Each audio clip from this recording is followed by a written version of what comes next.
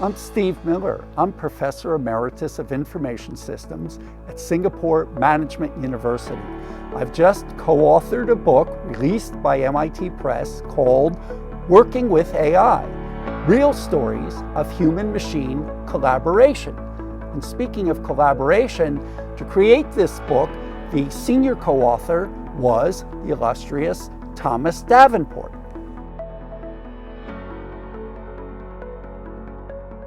I think one of the biggest obstacles we have in terms of various kinds of organizations dealing with the use of AI in the workplace is they think AI is special. And we need to demystify. We need to sort of get our feet on the ground and say, yes, these wide body of methods that we refer to as AI, because AI is not one thing, AI is many things and across a whole technology stack for that matter. And rather than saying we're going to use AI, actually we need to stop saying that. And we need to be more specific and down to earth. And it's like, well, we need to improve our predictions. We need to improve our recommendations. We need to improve our simulations. Well, you say, well, but that's not new. Well, that's the point. Bring it back to the real work, the basic work. And almost in anything we do today, we will use AI methods to enhance the way we do it. So frankly, stop thinking about AI as this magic thing to use and get back to your basic problems, get back to your real use cases, and nearly anything that you'll want to do will involve the use of AI methods to enhance what previously could be done. And if you approach it with a clear-eyed, sensible approach like that, and don't forget that good use cases are the key to everything, not degree of AI sophistication, that you will make progress. But if you think about it as something mystical, you're going to be in problems. I want to talk about this issue of the impacts of AI-enabled technology on the labor market. So the thing that just comes to everybody's mind immediately is job loss. What will be the extent of the job loss? Look, we have a lot of history with using technology in the workplace, not just in the last few years, but over hundreds of years. Of course, there are going to be some types of jobs that are so regularized and in a way routinized that you can automate. And with AI-enabled abilities, the extent of which could be, of what can be automated can be expanded. So that's undeniable. You will have an expanded range of jobs that can be automated. But it doesn't stop there. That's the key point. More jobs will be augmented, complemented, where the AI-enabled tools will become super tools. And people, together with the tools, will be able to do things they couldn't be able to do. This isn't a pipe dream. It's already happening now. We have examples in the book, and we've seen this over decades and centuries, if you will. And there will be a lot of new jobs created. We'll be able to do new things in energy, in biotech, as a result of 3D manufacturing.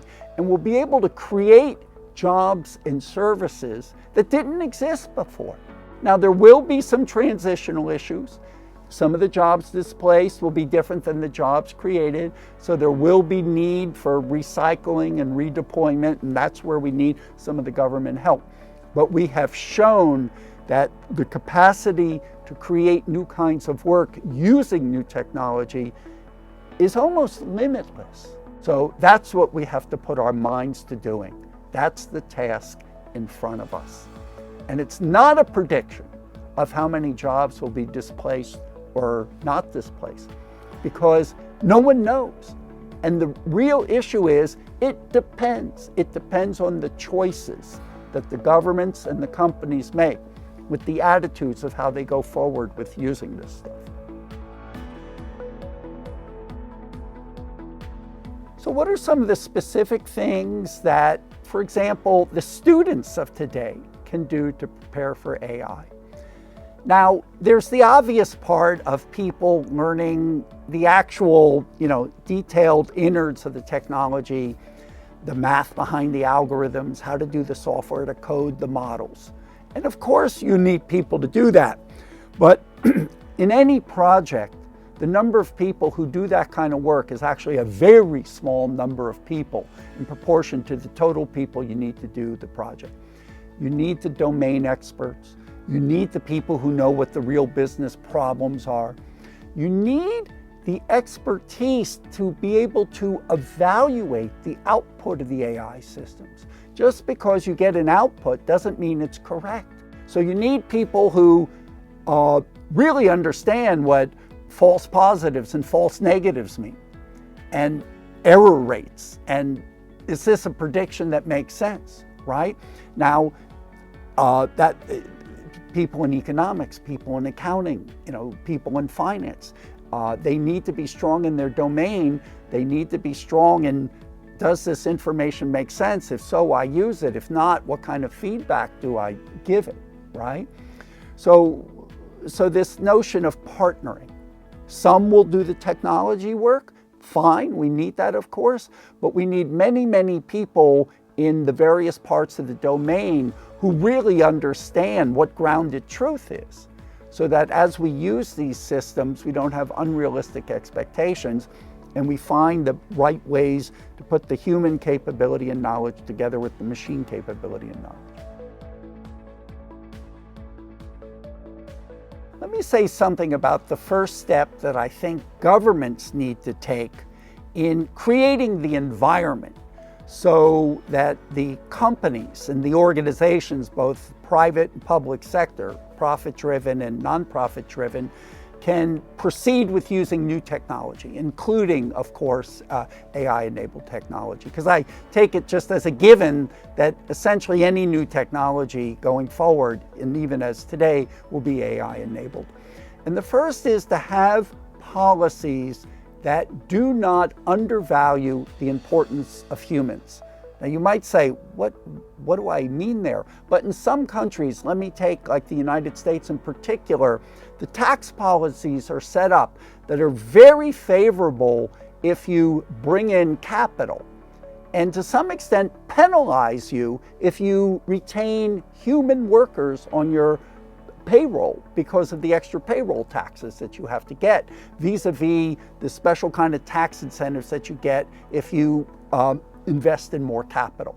So of course we want people to invest in capital, but we don't want companies to be penalized for retaining their human workers, for goodness sake.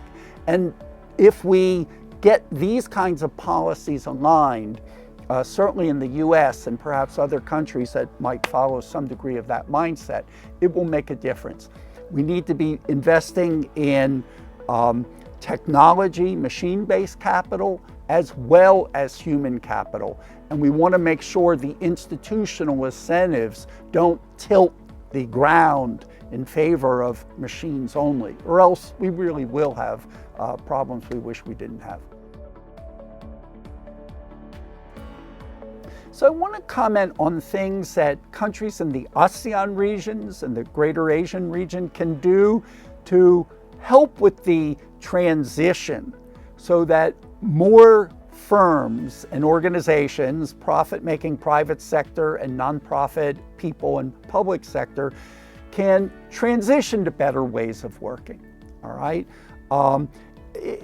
In several of these countries, there are some government-funded groups that help with transitional issues. They help firms do their early applications, right? The government can't necessarily get too micro in this kind of thing, but they can create some incentives that will help companies de-risk a little bit in their early applications.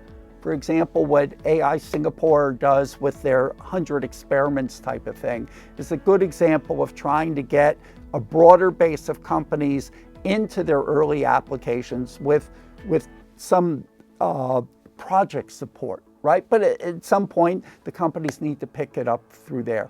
So there's a big learning curve.